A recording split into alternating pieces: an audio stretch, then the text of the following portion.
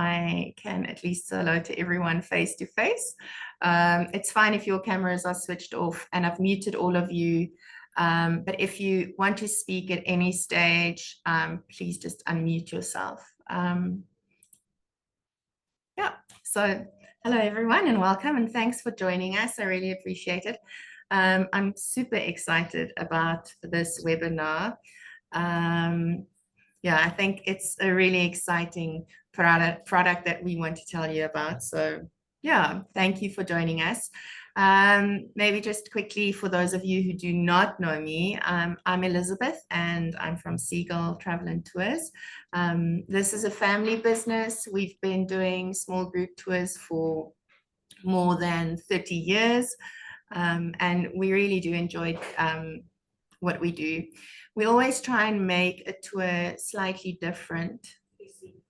Oh, sorry, someone was just telling me that my video is not switched on, so sorry about that.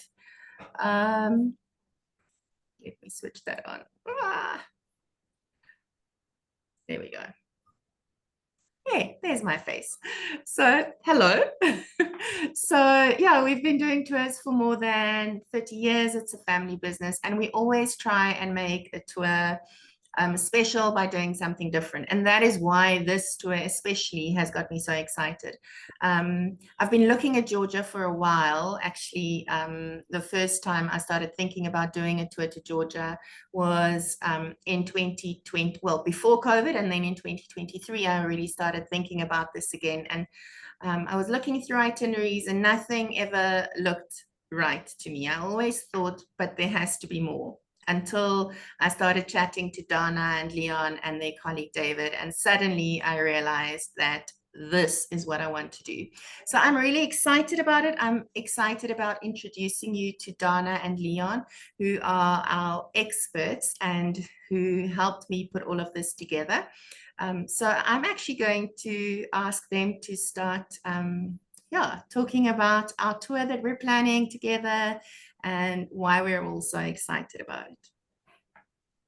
So Donna, do you want to start sharing, and I can mute myself? Yeah, so first of all, hello everyone, pleasure to meet you. I'm Dana. Leon, raise your hand so everybody can see. Hello everyone. I'm going to quickly share my screen and let's talk about Georgia. Moment. Yep. Everybody see it? Yeah, I'm fine. Good. All right. So, Leon, I'm going to give it to you. Thank you, Adam. Hi guys. By the way, I'm Leon. I'm staying around not far from East London on the Wild Coast. If everybody know that next to Yellow Sands or Cinsa, so I'm a bit familiar. Excuse my accent. I'm originally from Israel, but I live in the last few years in South Africa. But Dana and myself and David, that's on that trip, we're traveling all around the world. That's what we're doing. And of course, with Elizabeth and the office, we organized that amazing trip to Georgia. Myself, I've been in Georgia for the last 26 years, taking tours, hiking or 4x4 tours, but I'm not the important one. Let's talk about Georgia, just to put you a bit in the picture about who we are. So Georgia, as you see, this is like a very good start for Georgia, for the views that we're going to see. We're going to talk about the country a bit, about the trip itself, about the people, and at the end of that slideshow, we want to, if you have any questions or any remarks, that feel free to ask us. So let's continue. We just want to explain a bit about Georgia, about the position and everything. If you look, Georgia from the left, that's the Black Sea, that's the border on the west side. On the right side, that's the border with Azerbaijan. That's on the east side. That's the borders on the bottom south, that's Armenia, Turkey, and Russia on the north. So Georgia is not such a big country, but it's settled in a very, very important point between the West and the East, the Old West and the Old East. Of course, with Russia, Orthodox Christianity, Russia and also the USSR that took over Georgia when it was, let's say, got her freedom from the USSR in 91. But you can still see a lot of remains at Georgia, and we will talk about it. The main city in the middle, you will see it's Tbilisi, that where we're going to land. And on the right side, where the green area, wine area. And I know as South Africans, it's very important to us, and there is a big fight where the origin of the wine in the world. So the first, let's say, the first remains of wine industry was 8,000 years ago at that side in Georgia, in a bit different way of making wines, actually burying wine underneath the ground.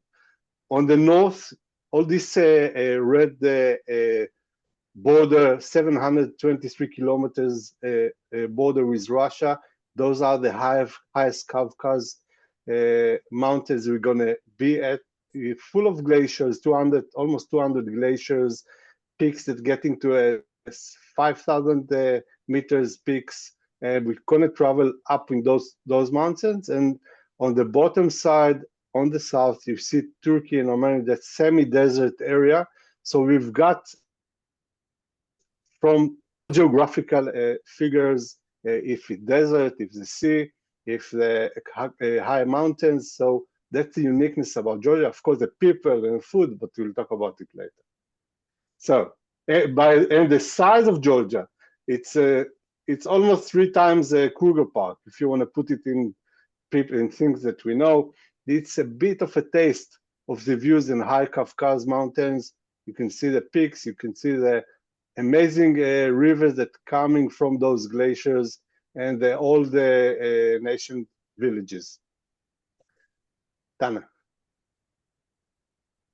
Of course, sorry, people. We're not going all the way to Georgia just for the mountains. We're going also to see the amazing people. As you see here, people that coming up from the main cities, if it's Kutaisi or Tbilisi. I know it sounds a bit weird now, but everything will get clear later. But those people usually in the summer, taking all the cattle and taking all the sheep up to the mountains where the springs are. A lot of them are agriculture, have summer houses at the mountains. So you can see a lot of people coming up in the summer, going up to the tips of the mountains. A lot of ministries that on those mountains that revive after the USSR regime, because they want to demolish all those ministries, but a lot of them stayed in a very remote places we're going to visit. So the characters of the people are quite unique in those areas. Very hospitality people, very nice people. Know to drink chacha. Chacha, that's 46% alcohol, and they know how to make in those mountains from peaches or whatever comes. It's like a fuel rocket, but very, very hospitality, unique people, music, food, and so on.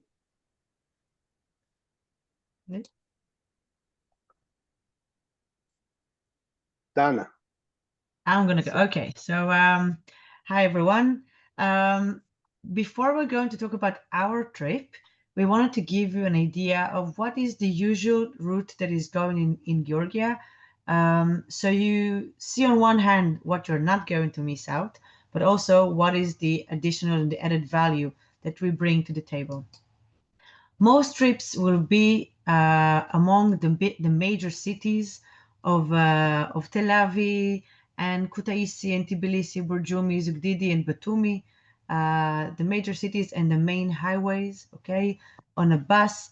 Yes, there will be sometimes a day trip or 2 days to the north to the Kazbegi area here, to the mountains, to the higher Kafkaz, and maybe a day trip with return to Tbilisi towards this area with the wine area. But as you can see, it is not really covering most of Georgia. Why? Because the roads are not allowing for a bus to drive on it. So let's see what we are going to do. First of all, we are going to arrive in Tbilisi, okay, the capital city of Georgia. And then we're going to start off with driving to the east towards the Lavi area, to the sorry, my Kaheti wine route. the Kaheti wineries. It's a Yes. lot of here. You'll see it. The Kaheti area where the wine is. This is where we're going to start off our tour. And from there, we're going to drive along different mountain passes and different beautiful secret valleys all the way to the Higher Kafkas, to the Kazbegi. We will, although the area is very high altitude, we are going to keep our traveling between 2,000 and 2,500 meters above sea level. So no worries about height sickness, how you call it? Altitude, eye sickness. But Yeah, so it's going to be fine. No worries about that. But we will be high enough to really admire all the glaciers and the peaks and the snowy mountains. After that, we are going to, oh, sorry, and I didn't mention that we're actually going to follow the old military road. Later, we're going to descend from the Greater Kafkas towards the natural soda springs that are going to be here in the area of Burjumi, where we're going to spend the night. This area is more foresty and is a true gem for relaxation. This is also where Elizabeth made sure that you have an additional free day to relax and enjoy this true gem. most of the people actually going to the springs, and the uniqueness about those springs that are, you feel like you're in a soda stream machine because you're sliding the spring and all those soda minerals are coming from the bottom. It's quite unique at the forest. It used to be very, very common place for Russian, for the high families to come to that place to relax. So it's quite known by the health of that area. Next, we are going to drive south and west toward Al-Khatsihi, okay, next to the Turkish border. This is also the area of, you see here, it's called King Tamar Cave City, because in the culture, although there was a queen, Tamar was the queen and not the king, but in the culture they called her the king. So that's why it's called King Tamar Cave City. Actually, in this area, there's over 1,000 hermit caves. They're carved into the mountains, into the rock. They are still used today by local monks. So we were going to see them. And if you can see in the southern area, the nature is going to transfer slowly from a foresty area to a semi-desert. And we are going to get to Khalkhaliki, okay? Not before we're going to see an impressive Ottoman fortress that is going to show us the uniqueness of this area. It's a testimony, a real testimony to the link between East and West of that area. Our next, it's going. We're going to drive slowly up north to Kutaisi, which is the second largest city in Georgia. It used to be a major industrial area with a lot of factories that were specializing in heavy metals during the Soviet Union. But once the Soviet Union collapsed, those factories became just empty, silent monuments. And they're still today very empty and quite a sad testimony. But this is not why we get there. We are going to cross on the way from Khalkhaliki to Kutaisi through the hidden trails. Okay, a lot of it sounds like Dana is cursing, but it took us almost 26 years to understand how to pronounce the cities. So Khalkhaliki, Khaltihi, those are in Khinkali and Khachapuri and all those. It's very unique language. So excuse us if it sounds like a bit of cursing, but those are the names. Yeah, and I hope you don't notice that I'm taking a breath before I'm pronouncing the right name of each place. But what is special about this way is actually the hidden trails. It is a spectacular mountain pass there. That is kind of an imaginary border, a geographic border between north and south. And this whole area is considered a nature reserve. And just imagine all little tiny villages that are tucked between those mountain passes. This is a real beautiful way to go. This is why we're not missing that out. Next, we're going to ascend and drive up to the most exciting and dramatic part of the trip, to the area of Mestia, if you can see a little town. If you can see, you can look at all the very dark brown spots on the map, so you can see how high the altitude here. The highest peak here is Mount Schara. It is 5,068 meters above sea level. Here is the only place, by the way, that we're going to spend the night in a rather basic hotel, local hotel, clean and everything, but basic. But that's because we are arriving to a very remote area. But it's such a must-see. The place is so unbelievably gorgeous that we just couldn't let you come to Georgia and not experience it. So this is a tiny price to pay for one overnight with a basic hotel to experience this amazing dramatic nature. We're promising you hot water and bed. So, good, and a blanket. Yeah. Next, we're going to basically cross the Kafkaz Mountains, an amazing drive for itself, arrive to the valley area where Zugdidi is our stop for the night, another city. And from there, along the valleys, we're going to return all the way to Tbilisi, okay? Where we're going to end the tour, and you're going to have another day of a city to land back after all this nature before transferring back to South Africa. So we spoke about the route and about Georgia, but how do we work the magic? How do we really take you to these unique places? We're taking you off the bus. Why are we taking you off the bus? Because by off-roading with brand new cars, it is allowing us to get to the remote areas that I spoke about, to get to much less touristic areas, also without leaving out the must-see. We're seeing everything that all the other regular tours are seeing, but we have the added value by taking you to these places where you can reach the authentic local experiences and to see the real way of life of the people. Also to reach amazing nature and viewpoints that you can start doing the hikes and adventures, things that with the bus you will never be able to get to. And another thing that we like to say, it is giving you a bit of a sense of I'm traveling on my own, although on a group, because although the cars are not this is not a four-wheel drive journey. It is a beautiful trip that is putting together culture, history, nature, adventure, and everything together, food, everything combined. But we're using those cars as a mean to an end, as a tool to get you to those places, because there is no other way to get there. And I just want to emphasize about that, Dan. Yeah. To understand this on the South African, let's say we want to go towards Bavian Kloof. So we can't really take a regular car to Bavian Kloof, but it's an easy way to go. I don't know if you've been there or not, or the Drakensberg area. That's why we're using the 4x4 cars. Again, as Dana said, the 4x4, it's not the aim of the trip. The 4x4 cars is to help us to get to those places comfortably. Yeah, and what I'm saying, it's the sense of traveling on my own. I mean that while we're driving, you're at the end, you're in the car with your spouse, with your mates, with your children, but there's still the parts that you're part of the group and enjoying the whole group vibe, which I think personally that this is a big added value, that you have the combination. And now I'm going to let Leon explain to you a bit of how does it look in real life.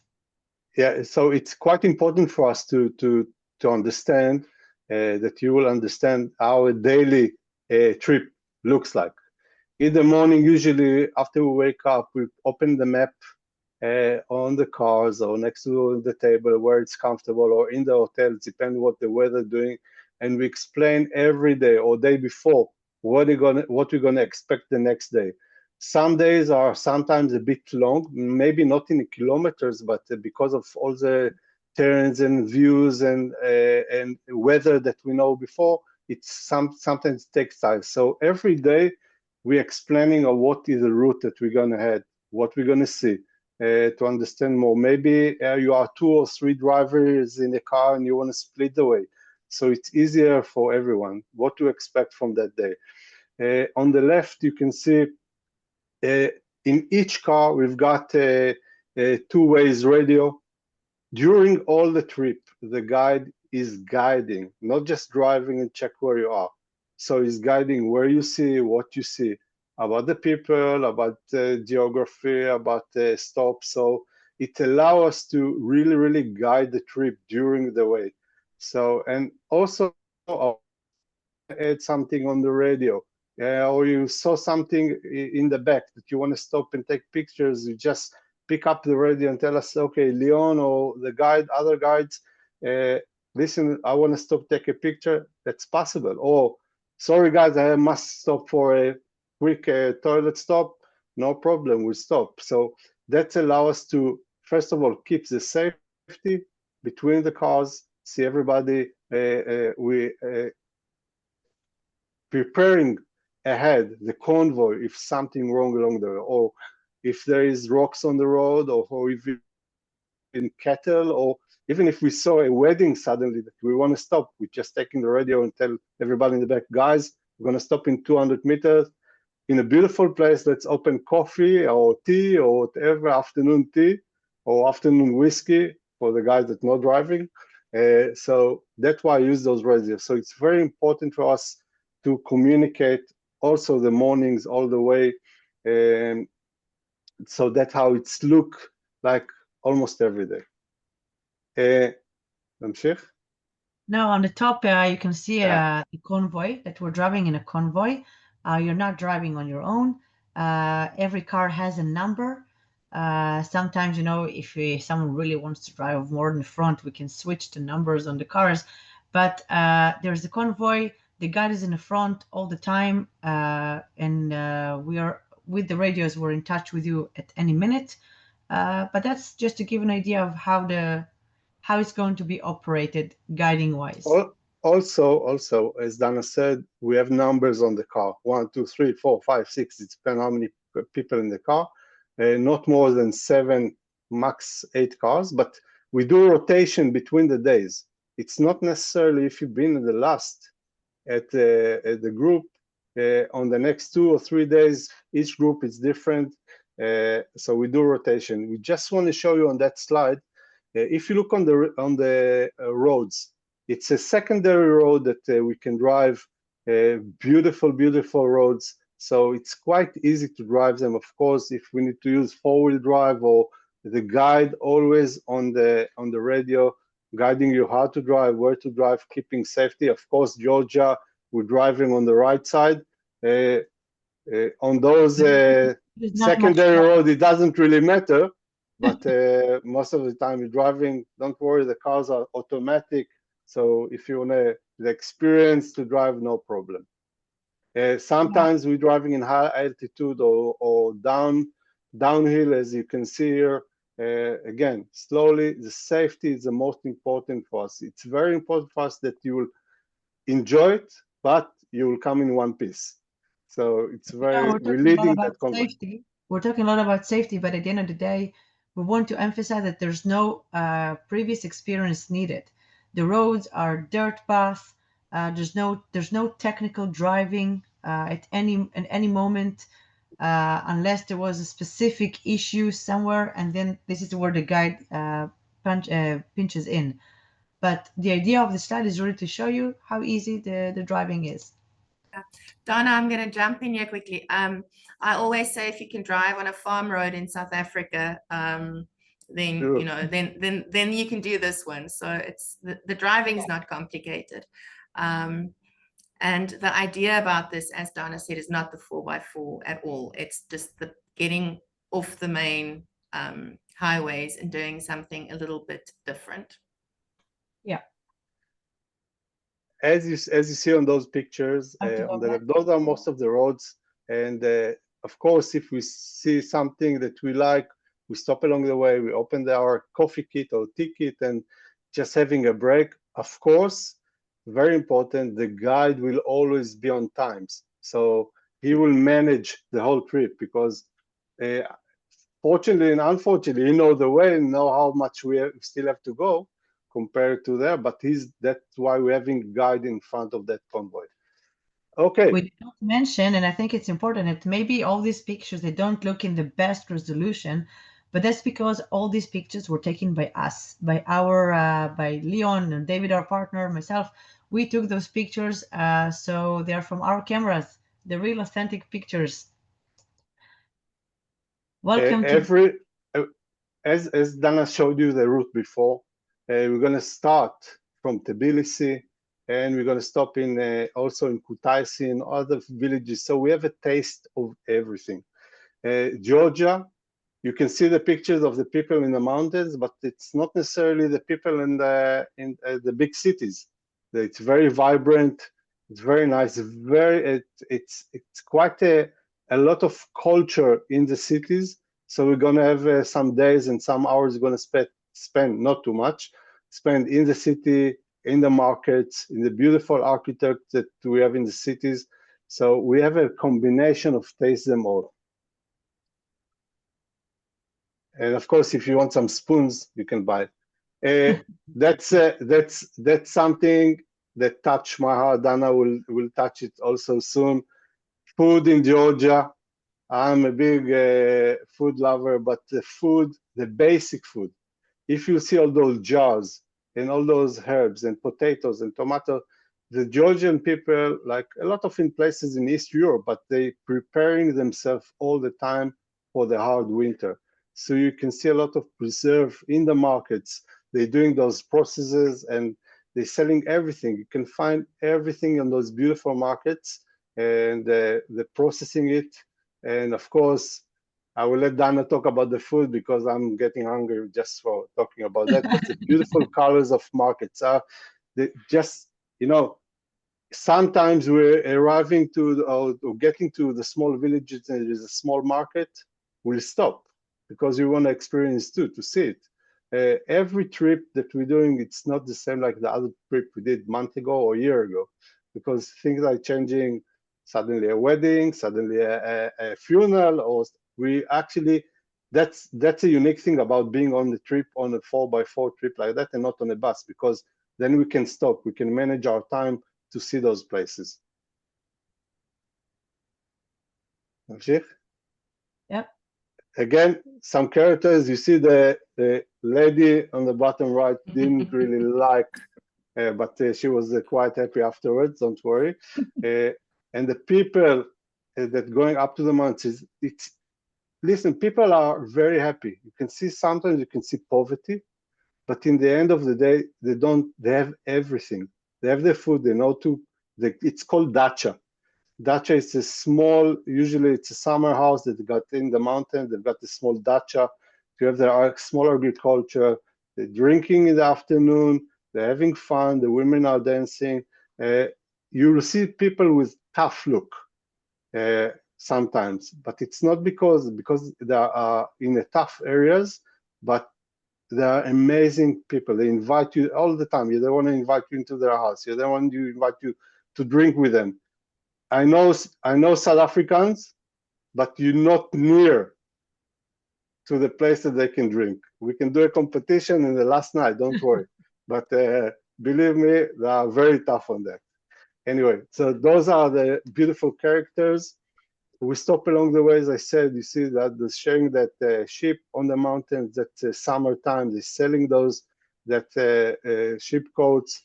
On the left, you see the lady on the left, actually the gold in their teeth. That's a live memorial, a person that's been under the Soviet Union regime. People actually kept all the money on their body. It's either golden tooth or other. So people, amazing people like that. And those are the unique things that we're looking for on our trip. We know where we're going, but we're still looking for those unique places. We don't have a same places that we're actually paying them in advance. We're going to stop here. No, that's not our kind of tour. We see what's going on along the way, and then we stop, as I said before. And those are what we're looking for. Of course, as Dana said before and I said before, Christianity in Georgia, it's very important, especially after the Soviet Union fell on 91.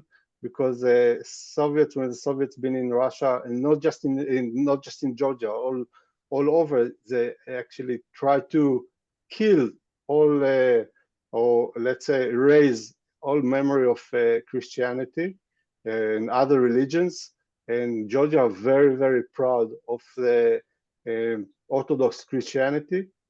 On the left, you see in Achaltichi, those ministers inside those tunnels or holes. The caves we spoke about. The caves we spoke earlier, that down in south. So imagine a mountain with 1,000 caves like that. We're going to visit those places. So it's really part of the trip. We're going to stop in those places and talk about a bit about the religions that we got in Georgia, the difficulties, and what they're having today.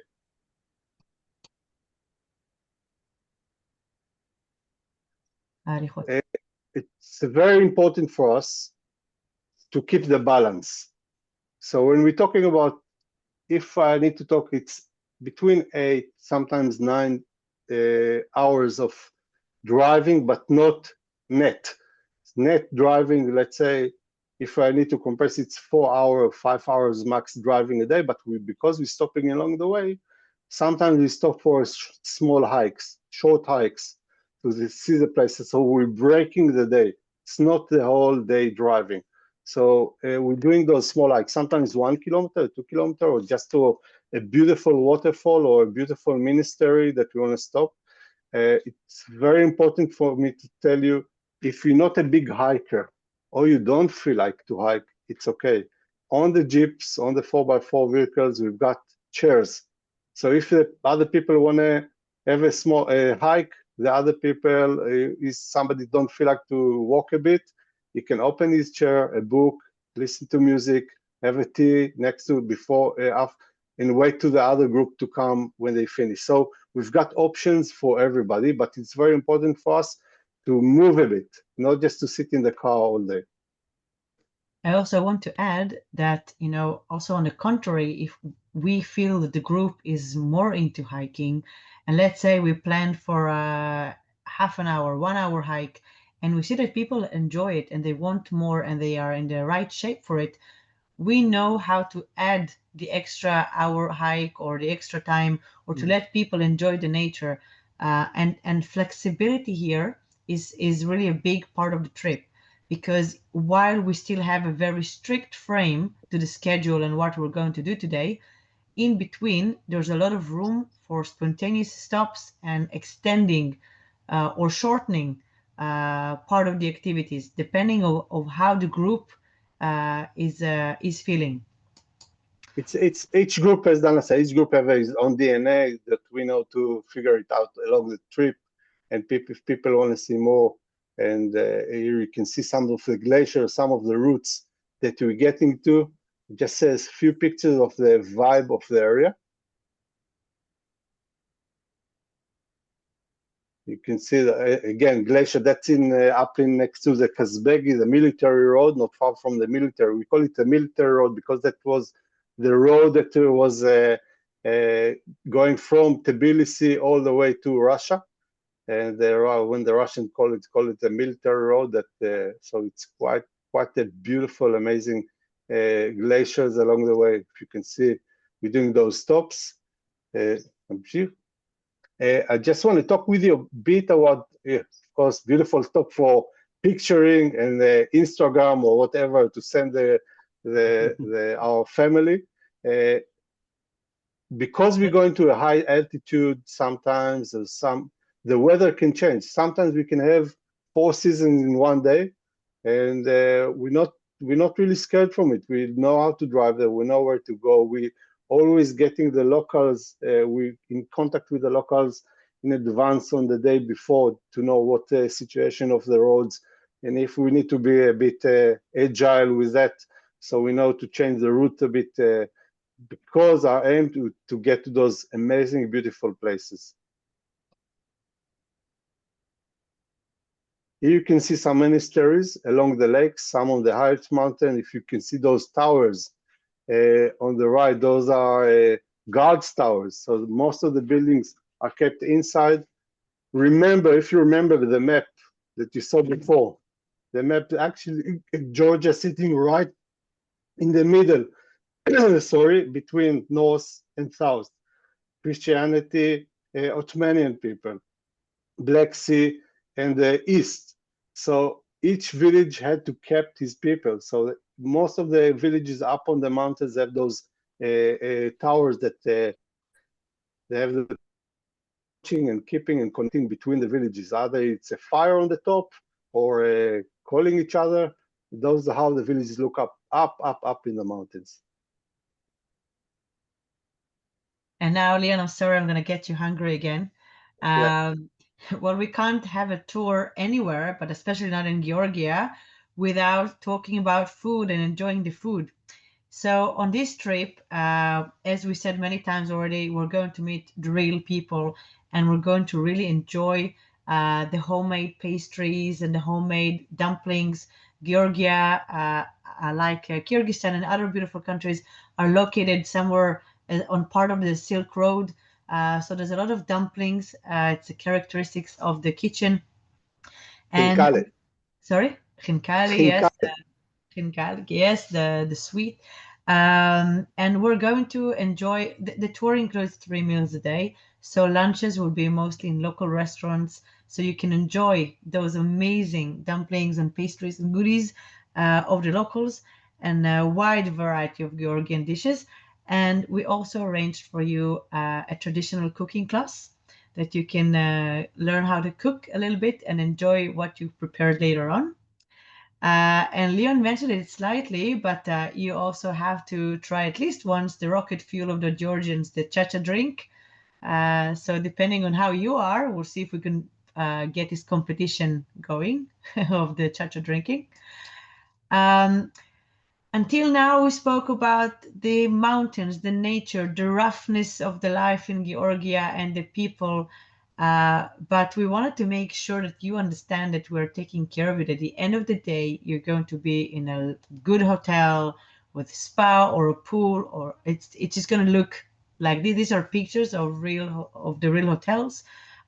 So you can come down that it's like traveling like in your 20s while enjoying the luxury that you want in your later years. And this is just to remind you that at the end of the day, the idea is to have fun. Leon, you want to add something here?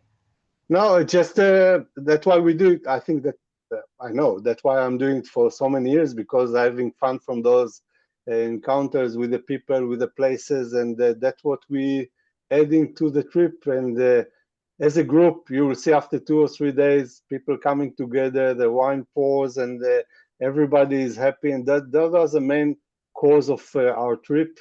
The people will enjoy it, will enjoy every moment, every second. Yes, there are some downs, some ups, but we know how to celebrate every moment we're stopping. And that's the main issue, either in springs, as you see on the right, in the local villages. If you want to add some kayaking or activities like that, of course, we've got them all along the way. Again, we every day for us, it's our bucket list in Georgia and other places. So we're trying to do the most with our guides, with our teams that for taking you there. And we would really, that's what we're doing. We love to share it with people and in a professional way, and not just getting on a bus. I'm not saying it's not good to get on a bus, but that allow us to get to those unique areas. So I think that now that we're reaching to the end of our presentation, we hope, first of all, that we got you all hyped and excited about Georgia as a country, as a destination.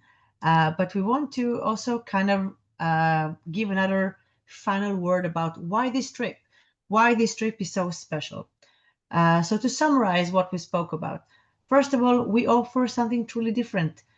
You have a fully guided yet a self-drive adventure that combines that freedom that we kept talking about, that there is still a lot of place for spontaneous stops, and to, if it's the wedding or whatever that we want to stop for, if we see this bakery and we go in and we see how they're making the bread and we enjoy that very freshly warm bread, we are able to do it, something that we cannot do it when we're on a bus, because you can sit from the window and say, oh, I really wish I could stop there, but you can't because the bus has to continue.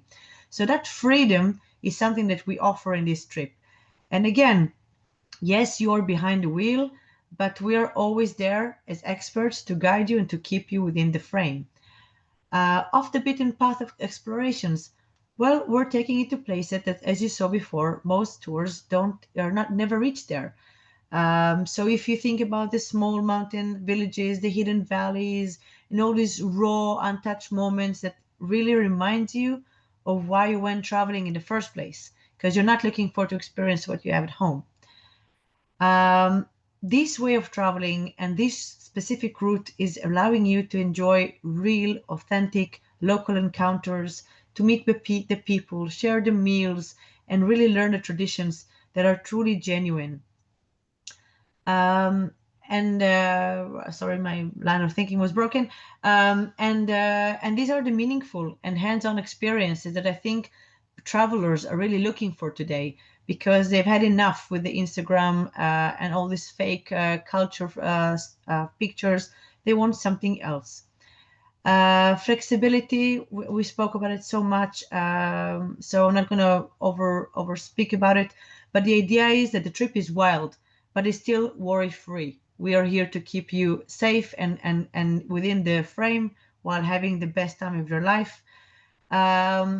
Us, the expert team that is here behind Elizabeth, we're experts in Georgia, specifically as a destination, among others, but we're bringing to the table 25 years of experience of knowing all those routes and all those places that we're taking you, so you're not driving there on your own. The best part is what we say, leave your wallet at home. The tour that we created together with Elizabeth is making sure that everything is included. So really, if you do bring your wallet because you have to have it on you, it's really because you need souvenirs or another can of Coca-Cola, because everything, or another glass of chacha, because everything else is included. And I'm gonna let now Elizabeth and her team continue her part, and later on Q&As. Thanks so much, Donna and Leon. I think we're all very excited. Well, I am. And this is obviously not the first time that we've discussed this tour. So if I'm still excited, I hope everyone else is as excited. So just to kind of talk about now that everyone's excited, just to talk about some of the admin stuff. So the important thing, obviously, is the date. We're traveling in July in summer because that's when it's easier to be on these back roads. I think you would have realized that you need to have a moderate level of fitness if you want to join this tour. As Donna has already said, breakfast, lunches, and dinners are included. You just need to pay for your wine, whiskey, whatever you want to have a drink, Coke, etc. When we're on the ground in Georgia, we're going to have an expert team guiding us, whether it's David or Leon or one of their other colleagues. Whoever is with us is an expert on this and has done this often. If there are entrance fees to be paid, those are already paid. Good news, we do not need visas. So yay, that is always very good news. Yeah, we've really tried to choose good accommodation all along the way. As Donna had mentioned, it's just the one night when we're in this remote area where the accommodation is still clean, it's still good, but it is going to be basic.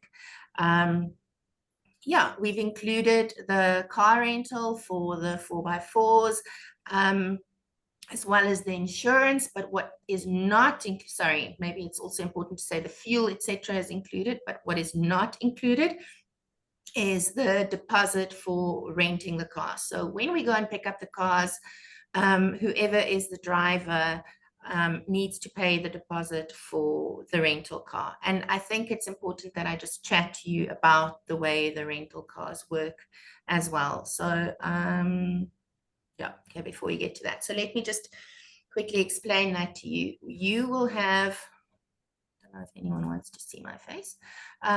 We will have a number of cars. We really are going to keep the group small, but there will be a number of cars that we rent. And if you are, for instance, two couples wanting to travel together, then you will have your own car that you will be driving. So for instance, I'm just making up an example. For instance, Colin's my husband, Colin, myself, my mom and her partner want to travel.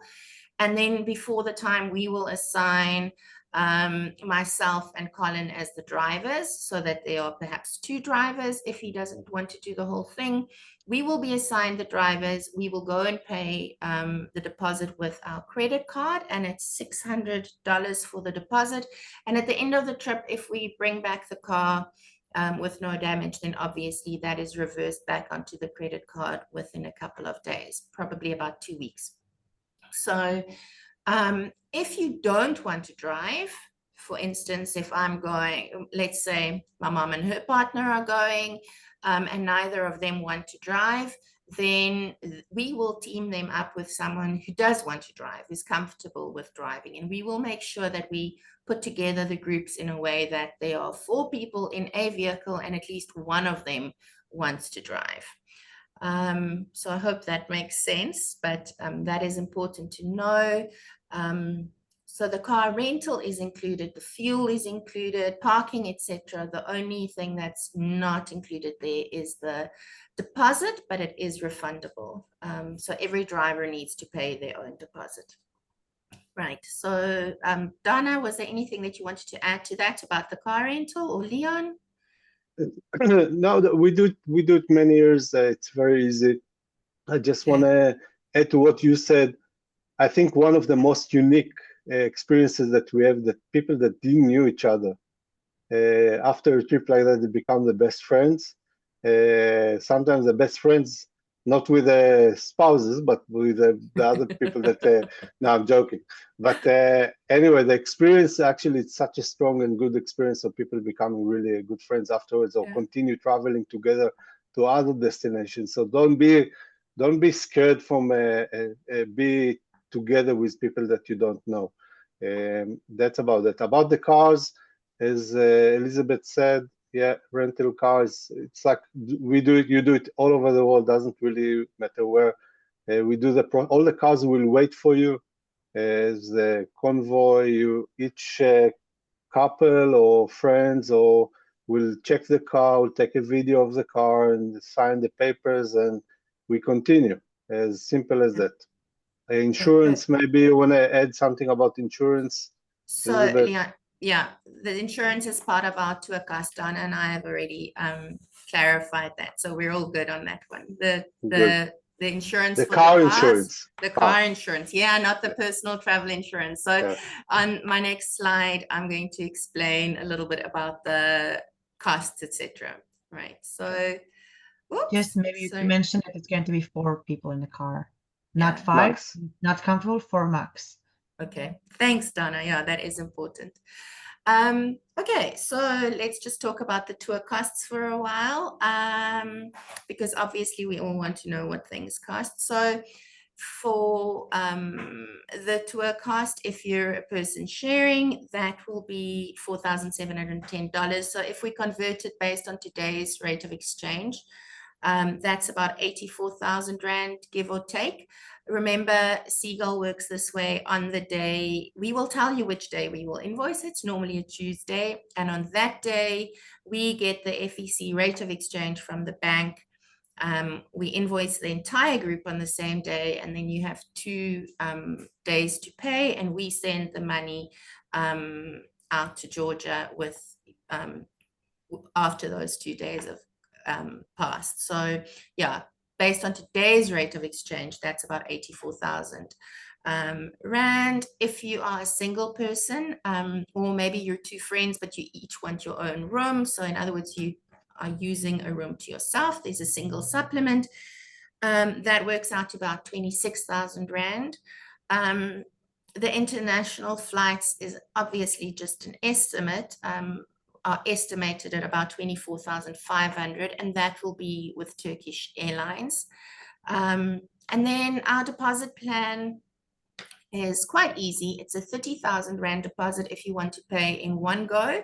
Otherwise, we stagger the 30,000 Rand in 10,000 increments of 10,000 Rand, and the office advises you when the next 10,000 Rand needs to be paid. Right. What's not included here, and it's very important that you do budget for that, is adventure insurance. So that's the same kind of insurance that you would take out when you go on a skiing holiday, for instance. So Carolyn is our consultant who is dealing with this tour, and should you decide that this is something that you're interested in, she can assist you with a quote for that. Or if you want to speak to your own insurance broker, that's absolutely fine. But nobody is allowed on this tour without adequate insurance. I've mentioned the deposit for the car. Yeah, so I think that's good. Let me check what else we've got. I think that is, yeah, for those of you who don't know Seagull, I know some of the names, Anya and others I haven't met before. We're a local South African company. We are, as I said, a family business. We've been doing this for more than 30 years. Our group is going to be small. We're going to have a maximum of 16 people. There will be a South African going along on the tour as the tour leader, but then we will have local experts. The whole idea, I think everyone understands this by now, is that this is going to be a balanced pace and we're not going to be rushing. And what's so nice about this itinerary is that, yes, we are going to see the important sites, but it's not about rushing past another man on a horse with a pigeon on his head kind of tour. So yeah, that's what's really exciting about this one. We can do it if you ask, but not necessarily. No, please, no, Leon, no, don't worry. That's not our type of traveling. No. We're not supporting those yeah. groups. No, we don't want to do that. We want to really just have some spontaneous fun on this trip. 100%. So yeah, I think it's really important that all of you also make an informed decision whether this is really something for you. If it's not your type of trip, then you need to also know that, you know. I don't think going on any trip anywhere in the world, if it's not really your thing or what you like, is a good idea, because you will always go back having a bit of a, yeah, unless you're really surprised and you're open-minded. I think sometimes if you go on a trip that you're forced on, it'll never live up to your expectations. So I think it's really, really important for you to ask us some questions, get involved in a conversation with us to find out whether this is really something that you want to do. So I'm going to stop sharing my screen, and then I'd really enjoy it if some of you could ask us some questions. And it will be great to see your faces as well at this point. I love seeing the people behind. Hi, Donna. Elizabeth, this is Philip Gibson. I'm from Hi, Monitor. Philip. How are you? Good, and you? I'm very well, thank you. That's Just good. a practical question with regards to traveling in convoy. I've done several local trips and a trip through the Sahara once as well. And sometimes, especially if there are views that you want to see, dust can become quite an issue in a convoy. Now, I haven't noticed any dust trails in any of your pictures. Could you just maybe make a comment with regards to, 8 vehicles in a convoy? Sometimes it can be frustrating with regards to visibility, but I didn't see that as a problem in your pictures. No, very good question, Philip. If you allow me to answer that, Elizabeth, I would love to. Yeah. First of all, don't worry, there is dust. Okay, but not necessarily all the roads. It depends the weather. But that's why you're using the two-way walkie-talkies, not the small ones, the big ones. Okay, and it's very important that so we can keep distance from each other, that everybody will enjoy the view. Some places, because of the curves and everything, will be a bit more tight. And again, if you feel like to stop somewhere to take a picture, and you tell the guide, listen, I must stop you, I must stop, you Usually, if we're not tight with time, he will stop. But in the end of the day, he's a manager of the trip because he knows exactly how far we need to go. So that's why we're using those powerful walkie-talkies that even if you keep the distance, it's important to us. Yes, we must admit some places we have some dust. That's why we like to do any 2 or 3 days, depends the dynamic of the group. We do rotation of the people in the convoy also. That's part of the deal. But I know exactly, we travel a lot in Kyrgyzstan, in Morocco, Sahara. We're doing those trips all over the world. We know exactly what you're talking about. That's why we insist to take those strong walkie-talkies, that we can keep those gaps and safety. And I think the other thing to add here, Leon, as well, Philip, is we are not going to have, I mean, they can go up to 8 cars, but our goal is not to go up to 8 cars on this trip. Okay, and then I'm asking a question on behalf of a friend, or maybe I should say on behalf of my wife. Toilet stops along the way, is that? Very good. Very good. Sorry, I was meant to address this and I didn't, so I'm sorry. You say to the Gibson couple, 2 very good questions. Yeah, so asking for a friend, I'll just have to say that I hope this friend is used to a felty, Philip. So yeah, so along the way, there are not reliable bathroom stops. We cannot guarantee and say, I know that this bathroom is going to be clean within an hour's time or whatever. So we were laughing when Leon and Donna and I were discussing this. Best, if you want to do this, best you start practicing to do a felty if you're not comfortable with it yet. Yeah. Yeah, it's just for the restaurants you can usually, it's a very good question. Again, with all our trips all around the world, we say again, if we're gonna stop along the way, we're gonna stop in a places that are a bit hidden from other places. We ask the people on the radio, please, if they can, ladies go in the back or men go in the front to respect the people. So fortunately and unfortunately, a lot of places that we would love to go, there's not the good facilities for toilets. So Philip, you wanted to say something. Reason. Most of the time, and lunch times, if we stop at restaurants, I can promise you the food is perfect, but I'm not sure how clean the toilets are. So, but that's part of the deal. But I have to add here that from personal experience, well, not of myself, of my mom. My mother, she's 70 years old. She did one trip like this with Leon to Namibia and another one to Kyrgyzstan. 12 days of dust and self-driving and horse riding. And my mom is 100% the most spoiled woman I've ever met in my life. If it's, you know, the story about the princess and the pea under the mattress, that's my mom. It was written about her.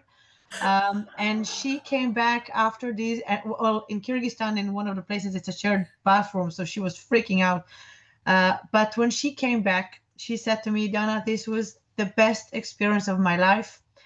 And I have to tell you that not the toilet, the trip. Not the toilet. No, but it was, for her, it was not an issue because everything else was so amazing. She was so excited. And after she came back from Namibia with Leon, the day they landed, they booked, her and her spouse, which is 80 years old, they booked Ethiopia. And I was like, Mom, are you sure? It's like Kyrgyzstan, Namibia, Ethiopia. And she's like, yeah, that's the way I want to travel from now on. So I know the toilet is an issue, but I think that if she did it, anyone can, really. Philip, I think you wanted to say something. No, I just said you just need a bit of mental preparation for some. Yeah. No.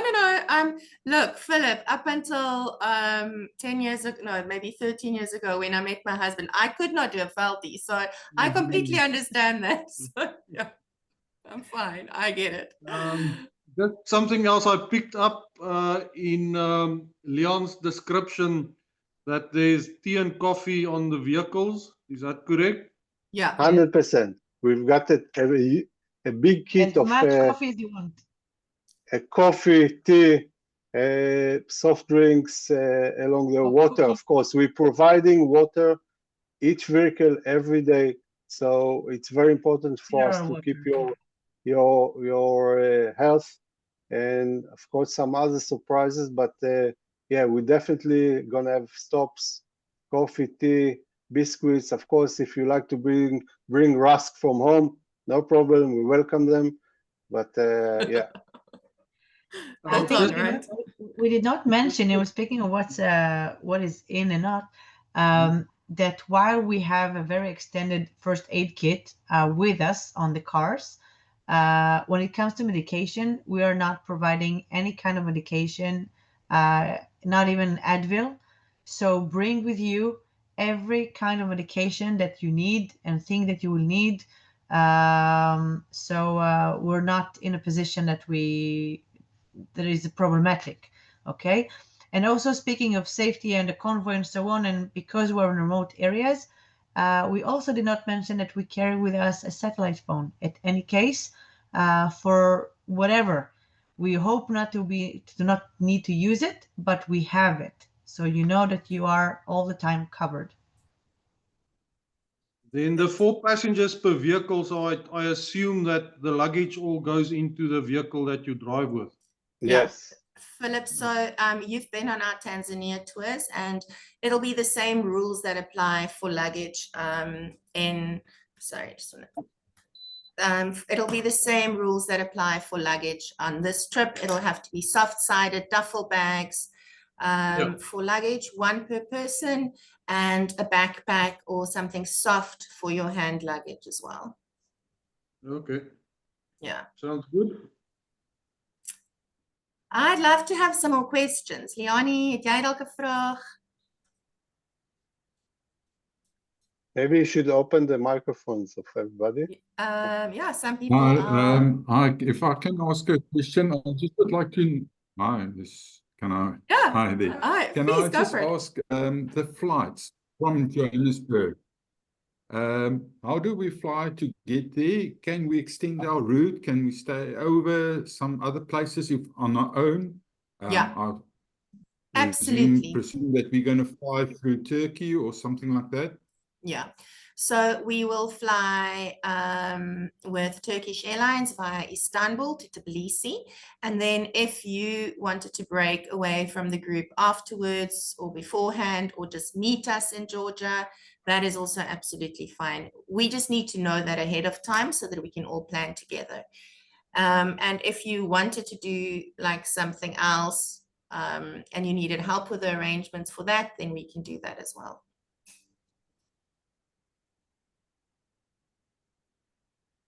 I don't know if Jean's still there. In Georgia, Oh, there you are. they speak English or do they not understand us at all? What language? First of all, it depends what they drink and how much. But yeah, no, they're not. Usually, lots of them speaks English.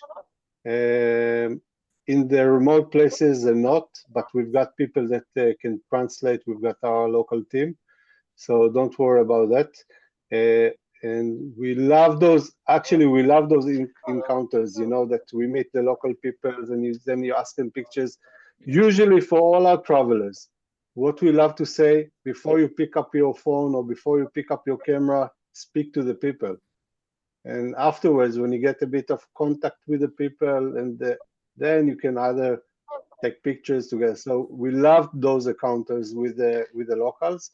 So your question is, some of them, yes, speak English, some of them not, but it's not a problem because we do the translation.